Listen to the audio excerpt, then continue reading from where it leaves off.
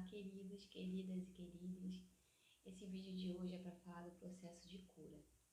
Então, foi um tema que surgiu assim nas conversas, né? Porque conversando sobre temas diversos, né? Como a gente adoece, alguns colegas questionaram por que para algumas pessoas só tomar medicação não é suficiente para iniciar o processo de cura.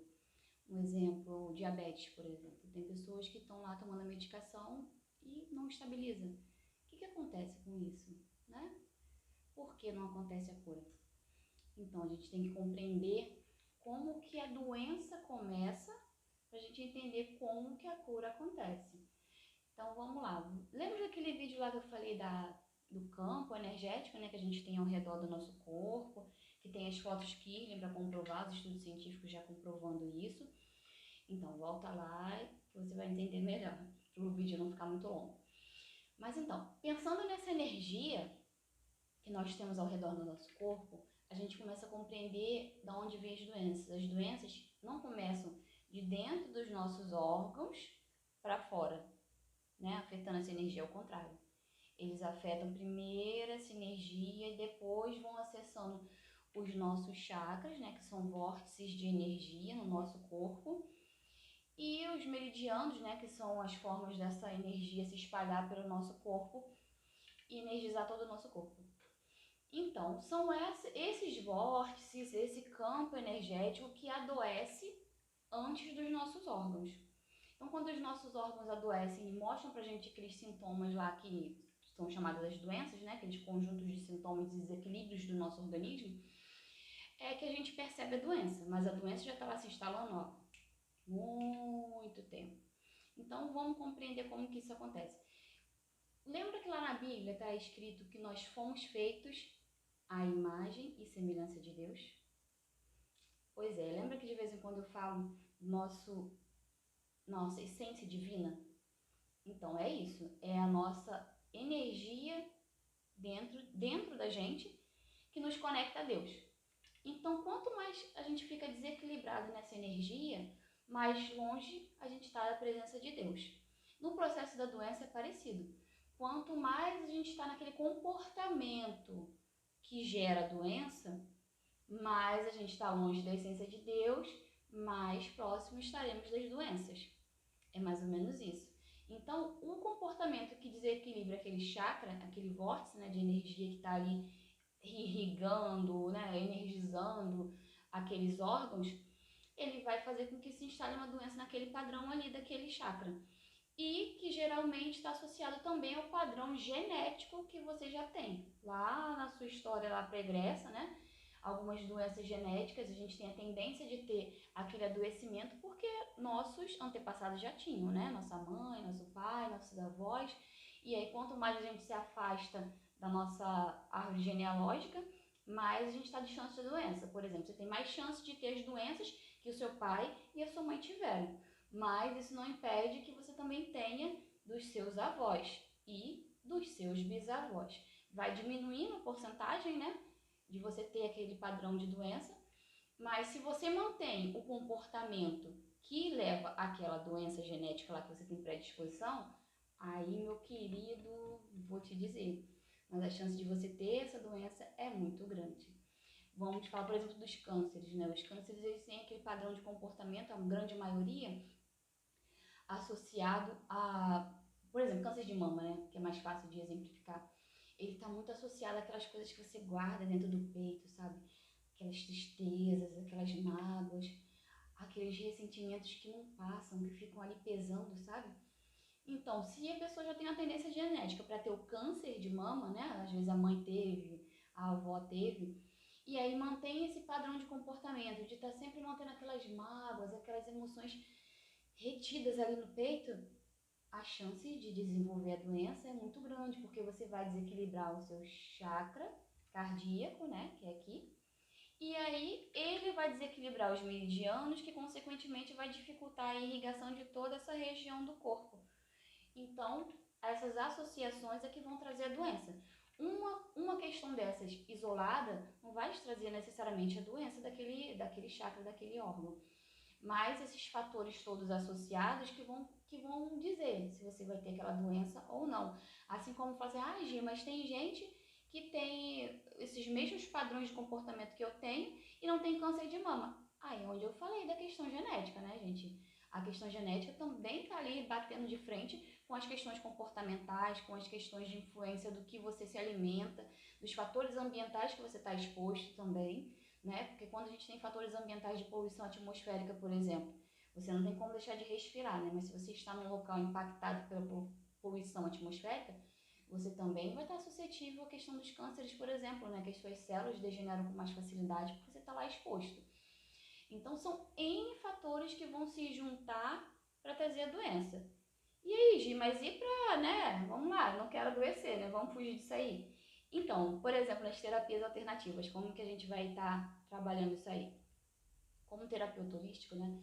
Eu costumo pensar da seguinte forma: um tratamento não necessariamente vai te trazer a cura, você vai precisar de um conjunto, porque foi um conjunto de fatores que te adoeceu. Eu não falei um monte de coisa aí para que gera doença? Então, foi um conjunto de coisas que te adoeceu. Então, provavelmente você vai precisar de um conjunto de estratégias para te curar. É onde eu falei o quê? Então se eu estiver fazendo terapias holísticas, eu posso parar as medicações que o médico mandou. Não, negado, de forma alguma. Eu nunca vou falar isso e eu acredito e creio que nenhum terapeuta holístico também vai falar isso. Mas o que vai acontecer? Você vai lá continuar com o seu tratamento lá com medicamento e vai iniciar as terapias alternativas, as terapias holísticas que você tiver afinidade, que você achar que batem para você. Se você tiver um terapeuta holístico para te orientar, que conheça, que trabalhe com várias terapias, é lógico que o resultado vai ser muito mais efetivo, porque é como eu falei, tem um perfil, né? Por exemplo, eu já trabalhava com constelação familiar, mas agora na pós, né, que eu estou fazendo de constelação familiar, eu vou aprofundar, fora os demais conhecimentos. Então, quando você tem um terapeuta que está ali com você, que tem uma gama de recursos, né, ou seja, uma gama de terapias alternativas para te ajudar, isso aí vai fluir, que é uma beleza. E nesse meio aí que eu falo das terapias alternativas, eu incluo o tarô, tá, gente? Porque o tarô, ele é uma excelente ferramenta de autoconhecimento e de descoberta dos seus bloqueios, que muitas das vezes você não consegue expressar aqueles bloqueios e o tarô consegue te mostrar. Então, eu também incluo ele aí, como, por exemplo, nos recursos, porque eu compreendo de que forma, que é dividido a questão das terapias holísticas. Umas terapias vão te trazer recurso, como se fosse um medicamento. E outras vão te trazer aquela coisa para te impulsionar, sabe? Aquele sentimento, aquela forma de se comunicar melhor, que você vai impulsionar a sair daquele padrão comportamental que te gerou a doença. Então, por exemplo, eu incluo, na minha percepção, né? Porque assim, se a gente for falar lá das teorias lá da parte da pós, né? É coisa pra caraca, e vai falar de um monte de filósofo, vai falar de epistemologia, então eu creio assim que a gente não precisa entrar a fundo nesses conceitos para vocês compreenderem, vocês precisam trazer para a vida de vocês, e não serem cientistas, não serem, né, pós-graduandos em questão de terapias holísticas. Então, esses impulsionadores, eles, por exemplo, podem ser as ervas, perdão, gente, os recursos. Os recursos podem ser o quê? As ervas, podem ser, por exemplo, os cristais, a cromoterapia, por exemplo, também a acupuntura. Por que a acupuntura? A acupuntura também é ótimo, porque ela trabalha nos meridianos, né? Trazendo aquele equilíbrio de volta que você perdeu. E as ervas também, porque as ervas, você quando trabalha ela na fitoenergética e não na fitoterapia, que é a convencional que a gente conhece por aí, e isso aí, gente, vai ser tema dos próximos vídeos, porque eu vou abordar bastante a fitoenergética, que é o que traz da planta essa essência de equilibrar os seus chakras e os seus meridianos. Então pensa comigo, é como se ela fosse um medicamento, porque você vai estar um medicamento que vai além da medicação convencional, porque a medicação convencional ela tem por perfil tratar os sintomas que geraram a doença, ou sinteticamente trazer, por exemplo, aquele hormônio que não está sendo mais produzido pelo corpo. Já as ervas não, ela vai tratar a fundo, sabe, lá na sua alma, o que trouxe aquilo ali.